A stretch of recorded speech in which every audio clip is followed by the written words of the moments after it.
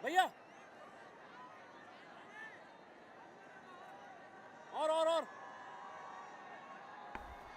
बेहतरीन नींव रखी है दोनों ही बैट्समैन ने, प्रिंस ने और सचिन जोशी ने। प्रिंस उम्दा टेक्निक है और ऐसी टेक्निक जिससे दिमाग बिल्कुल सही कह रहे थे दिलीप वेंसाका भी काफी खुश होंगे।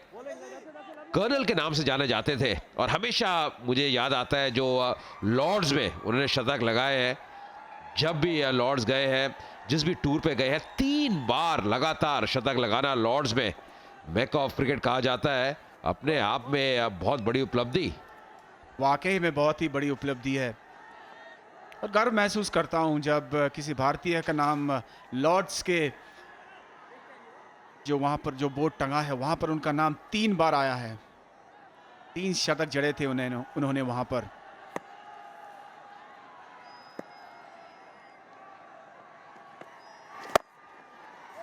मनोज तिवारी ने टॉस के वक्त खास उनका नाम मेंशन किया कि मैं उनका स्वागत करना चाहता हूं, यहां पे आए हैं, उनकी मैंने काफी क्रिकेट देखी है। इतने लोग प्रभावित है और क्या बैट्समैन थे दिलीप वेंसारकर, खासकर जो ऑन द राइज खेलते थे, लंबे कद के, बहुत बढ़िया टेक्निक थी, निडर। और कुछ देर पहले आप और आर के कमेंट्री कर रहे थे और आप जिक्र कर रहे थे किस तरह से अभ्यास करते हैं, शूटिंग करने के बाद कड़ी मेहनत करते हैं और जब आप कड़ी मेहनत करते हैं तो उसका नतीजा बिल्कुल आपको मिलता है और वही आज यहाँ पर हमें देखने को मिला। ये गेंद थोड़ी रुक कर आई और शायद बल्ले के ऊपर के हिस्से में लगी। कॉन्सेंट्रेट यार। दिमाग बड़ी बात यह है कि जब भी आप शूटिंग करते हैं लोगों को लगता है बहुत आसान कार्य है, बहुत ही कठिन कार्य रहता है, घंटे आपको अभ्यास करना पड़ता है, वही रिप्लेस बार बार देने पड़ते हैं जब तक सही तरह से जो एक्ट है जो आप निभा रहे हैं वो सही तरह से निपटा नहीं है।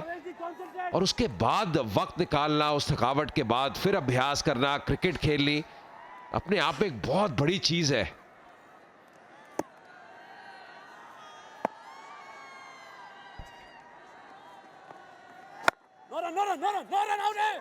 और ये दर्शाता है कि कितनी लगन है।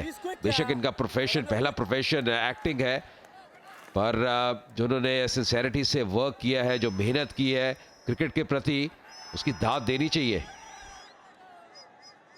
बिल्कुल, और सफलता आपको आसानी से नहीं मिलेगी, कड़ी मेहनत के बाद ही सफलता आपके कदम चूमेगी। जैसे कहते हैं परिश्रम ही सौभाग्य का जननी है। 7 ओवर की समाप्ति, 68 बिना किसी नुकसान के।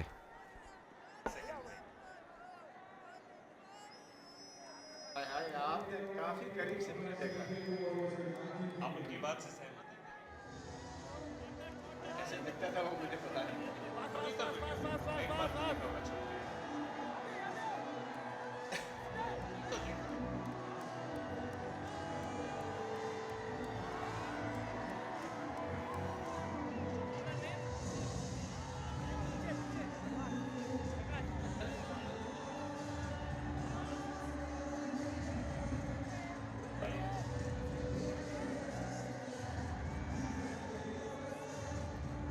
अड़सठ पे 7 और गेंदबाजी की अगर बात करें तो कोई भी गेंदबाज उतना प्रभावशाली नहीं लगा है, किसी को भी सफलता अभी तक प्राप्त नहीं हुई और ये एक बड़ी समस्या है। यहाँ पर शीघ्र ही भोजपुरी दबंग्स को विकेटें चटकानी होंगी अगर इस मैच में बने रहना है। और अगर आज ये मैच हार जाती है तो शायद सेमीफाइनल में प्रवेश करने की संभावनाएं बिल्कुल खत्म हो जाएगी।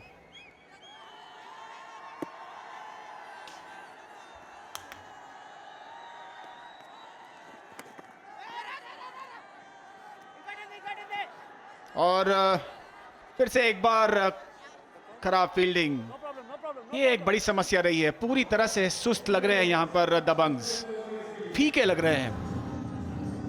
दिमाग मैंने बहुत बार देखा है भोजपुरी दबंग्स को फील्ड में बहुत बढ़िया कार्य करते हुए, बहुत बढ़िया स्तर की फील्डिंग करते हैं, पर आज शायद कुछ भी उनके पक्ष में नहीं जा रहा। जहां पे डाइव लगाई या रोक नहीं पाए, समस्याएं बढ़ती हुई। आपको बैकअप करना अपने गेंदबाज को बहुत जरूरी है। अभी भी गेंदबाजी करने के लिए आए जयेश और बिना कोई गेंद डाले 5 रन दे चुके हैं। अभी एक भी गेंद, लीगल गेंद डाली नहीं है उन्होंने। अरे बैठो बैठो बैठो, हेलो। बड़ी आसानी से यहाँ पर तेलुगु वॉरियर्स अग्रसर हो रहे हैं उस लक्ष्य के पीछे, जीत के पीछे। 83 रन अभी भी चाहिए, 78 गेंद बाकी।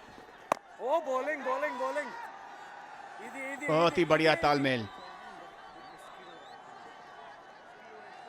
ये एक खासियत रही है इन दोनों बल्लेबाजों की। प्रिंस और जोशी की बात करें तो सिंगल्स लेते रहते हैं तो छोर बदलता रहता है और इसके कारण दबाव भी बॉलर के ऊपर पड़ता रहता है। तेलुगु वॉरियर्स जैसे दिख रहा है बहुत मजबूत स्थिति में है, पर एक लाभ उनको और मिल सकता है अगर 15 या 16 ओवर में मुकाबला खत्म करे। उनका जो नेट रन रेट है उसमें काफी इजाफा हो जाएगा। पहला मुकाबला भी जीत चुके हैं, बंगाल टाइगर्स को उन्होंने हराया था हैदराबाद में। बेहतरीन वो मुकाबला था, हालांकि बंगाल टाइगर्स ने अच्छा वहां पे प्रदर्शन किया, पूरा जोर लगाया। पर आज जिस स्थिति में है, यहां से अब 80 रन चाहिए 76 गेंदों में। आस्किंग रेट को यादा नहीं, 10 विकेट उनके पास है। उनका खेमा देखिए दिलीप अंसार का, जो कि मेंटोर है तेलुगु वॉरियर्स के, काफी खुश। और बाकी खिलाड़ी भी मुस्कुराते हुए। और क्यों नहीं, जिस स्थिति में है तेलुगु वॉरियर्स की टीम। और तकरीबन 6.5 रन प्रति ओवर चाहिए यहाँ पर, तो एक एक दो करके अगर आप रन एकत्रित करते हैं फिर भी अपने लक्ष्य के पास पहुंच जाएंगे। लेकिन आपने जैसे कहा कि रन रेट को अगर बेहतर करना है तो यहाँ पर उन्हें थोड़ा बहुत जोखिम उठाना पड़ेगा। लेकिन अभी भी 2-3 ओवर खेल ले, 100 के करीब पहुंच जाए, एक बार मैच को पूरी तरह से अपने गिरफ्त में ले आए, पकड़ में ले ले, फिर गेयर बदल कर रन की गति को बढ़ाएं। क्योंकि आज का ये दूसरा मैच है और हमने जिस तरह के उतार चढ़ाव देखे हैं मैच में, कहीं ऐसा ना हो जाए कि लेने के देने पड़ जाएं। क्या जल्दबाजी नहीं करनी चाहिए, नॉर्मल क्रिकेट खेलनी चाहिए। बढ़िया टीम है, यहाँ पे डाइव और यहाँ पे गेंद हाथ में आई, बहुत ही बढ़िया प्रयास। और वही कहते हुए गेंदबाज भी, इससे जो गेंदबाज का जो कॉन्फिडेंस है वो बढ़ता है। जी मैं कह रहा था कि बैक करना बहुत जरूरी है। देखिए किस प्रकार वहां पे फील्ड किया, भारी किनारा, पर पूरी तरह से डाइव किया और बढ़िया टाइमिंग उस डाइव की। और गेंदबाज भी सराहना करते हुए, ये बहुत ज़रूरी बन जाता है कि फील्डर आपका साथ दे फील्डिंग में, खासतौर से जब लक्ष्य बहुत ही छोटा। इस बीच बहुत ही शानदार शॉट, स्ट्रेट ड्राइव, करारा ड्राइव। 8 ओवर के बाद 82 बगैर कोई नुकसान।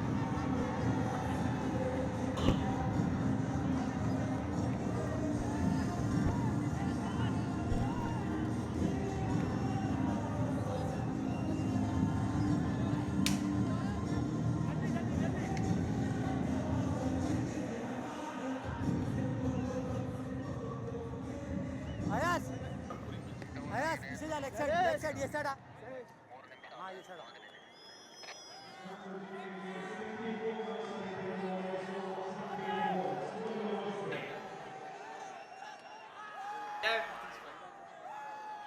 भैया भैया सचिन जोशी 40 में बेहतरीन बैटिंग करते हुए, प्रिंस 28 में 26 गेंदों का सामना किया। इसके बाद निखिल, अखिल जो कि कप्तानी कर रहे हैं आज तेलुगु वॉरियर्स की, रघु, आदर्श, नंद किशोर। एक गहराई नजर आती है तेलुगु वॉरियर्स की बैटिंग लाइनअप पे। मुश्किलें तमाम नजर आती हुई भोजपुरी दबंग्स के लिए जो अपने घर पे खेल रहे हैं, और यही कारण है मनोज तिवारी लगातार गेंदबाजी में बदलाव करते हुए। असगर रशीद खान अब आते हुए, बल्ले से ज्यादा कुछ नहीं कर पाए, पर देखना होगा गेंद से क्या कमाल करते हैं। विकेट लेनी होगी, जैसे हम बार बार कह रहे हैं, अगर मुकाबले वापस आना है विकेट लेनी होगी, तभी आप दबाव डाल के रख सकते हैं। रनों पे अंकुश लगाना है ऐसी विकेट पे इतना आसान नहीं, जहां पे अच्छी उछाल है। और शायद ओस के कारण गेंद भी अच्छी तरह से बल्ले पे आ रही है, यथा टर्न नहीं मिल रही स्पिनर्स को। और विकेटों के बीच में बहुत बढ़िया दौड़, क्योंकि पहला रन तेज से लिया और वापस आए दूसरे रन के लिए। हम जिसके बारे में जिक्र कर रहे थे, ये उनकी खासियत रही है, जब भी मौका मिलता है तो विकेटों के बीच बड़ी तेजी से रन चुराते हैं। 1 को 2 में तब्दील, 2 को 3 में तब्दील। अंदर ले ले। भोजपुरी दबंग्स की ये दुखती नब्ज रही है फील्डिंग, और उसका फायदा लेते हुए कलाइयों का अच्छा प्रयोग, खिलाड़ी डी पे तैनात, पर इस बार मात्र एक ही रन से संतुष्ट, और सही सोच भी। दूसरा रन लेते हैं तो जोखिम भरा होता, और इस वक्त जोखिम उठाने की जरूरत नहीं है। जिस स्थिति में है तेलुगु वॉरियर्स की टीम, एक रन से ज्यादा कोई फर्क पड़ता नहीं। दोनों ही अब ओपनर्स पूरी तरह से सेट है। जोशी ने बनाया 43, केवल 24 गेंदों का सामना किया, और प्रिंस बखूबी उनका साथ निभा रहा है। 28 पर खेल रहे हैं 26 गेंदों में। एलिफेंट सर्कल काफी खुश लग रहे हैं। 100 हार्ट्स इनिशिएटिव, ये बहुत ही बड़ा उद्योग। यहाँ पर CCL 5 100 बच्चों को सपोर्ट करता है जिनके दिल में कोई बीमारी है, और एक अच्छी प्रथा मैं मानता हूँ। न केवल खेल हो रहा है, लेकिन सामाजिक कामकाज भी कर रहे हैं, ये रोकना, और ये एक सबके लिए सीख होनी चाहिए।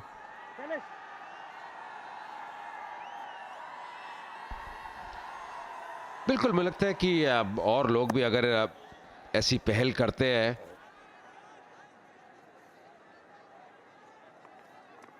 बहुत बढ़िया रहेगा, क्योंकि जितने लोग आगे आते हैं, ऐसी सोच को आगे बढ़ाते हैं,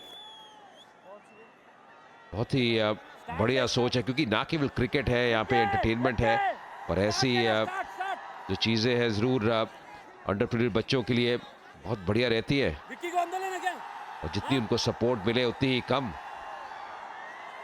अभी जो औसत चल रही है तेलुगु वॉरियर्स की लगभग 10 की,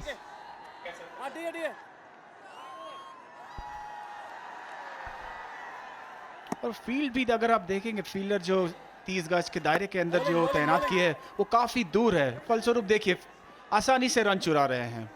अगर आपको दबाव बनाना है बल्लेबाजों के ऊपर, तो फील्डर को और आगे रखिए ताकि आसानी से सिंगल्स ना मिले। अगर आप बल्लेबाज को छोर बदलने देंगे तो दबाव उल्टा आपके ऊपर आ जाएगा, और यहाँ पर पूरी तरह से विफल रही है भोजपुर दबंग्स की टीम। और ये सबसे ज्यादा इरिटेटिंग रहता है। अगर आप देखें, जो थर्ड मैन का खिलाड़ी है बिल्कुल एज से आ रहा है सर्कल की, फाइन लेग का भी वहीं से आ रहा है जो स्क्वायर लेग पे खड़ा है अभी इस वक्त। इससे जो बैट्समैन है उसका राह काफी आसान हो जाती है। इस बार बढ़िया शॉट, अंतिम गेंद पे 4 रन और मिलेंगे।